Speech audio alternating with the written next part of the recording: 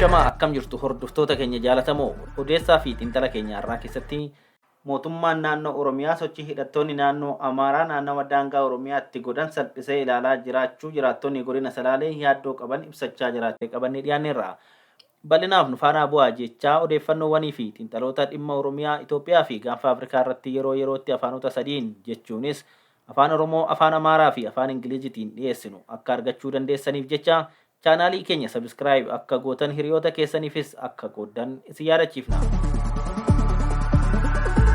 Mootummaan naannoo Oromiyaa sochii hidhattoonni naannoo Amaaraa naannawa daangaa Oromiyaatti godhan salphisee ilaalaa jiraachuu jiraattonni godina Salaalee yaaddoo qaban ibsachaa jiraachuun dhagahameera.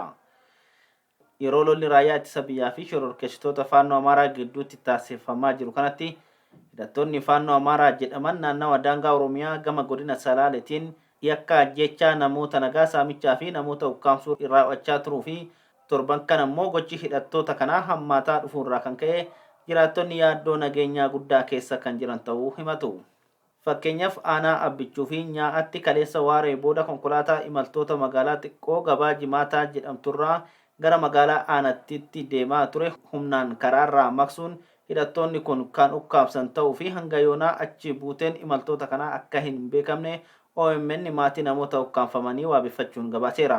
Konkolaataan faannoon butame kun imaltoota 16 baatee gara magaalaa Aanatti magaalaa Mandiidaa deemaa kan ture yoo ta'u, seensa magaalaa bakka magaalarraa kiiloomeetira 2 hin caalle irratti namoonni meeshaa hidhatanii motora 4 socho'an karaa dura goruun gara magaalaa daangaa naannoo Amaaraa keessatti argamtu kan Dannabaa jedhamtutti akka konkolaachisu dirqisiisuun kan butan yoo ta'u, imaltoota 16 keessaa gariin miliqanii ba'uu fi namoonni 9 garuu gara magaalaa naannoo Amaaraa keessatti argamtu kan Dannaba jedhamtutti fudhatamanii kan jiran ta'uu fi yeroo ammaa haala akkamii keessa akka jiran kan hin beekamne ta'uu odeeffanneerraa jedha.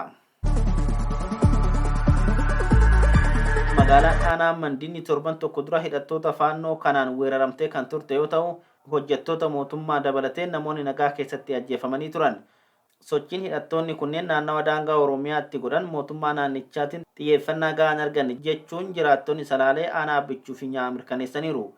Torbanuma darbe hidhattoonni faannoo kun aanaa Fantaal irratti nama galaafachuu gabaasuun keenya kan yaadatamudha.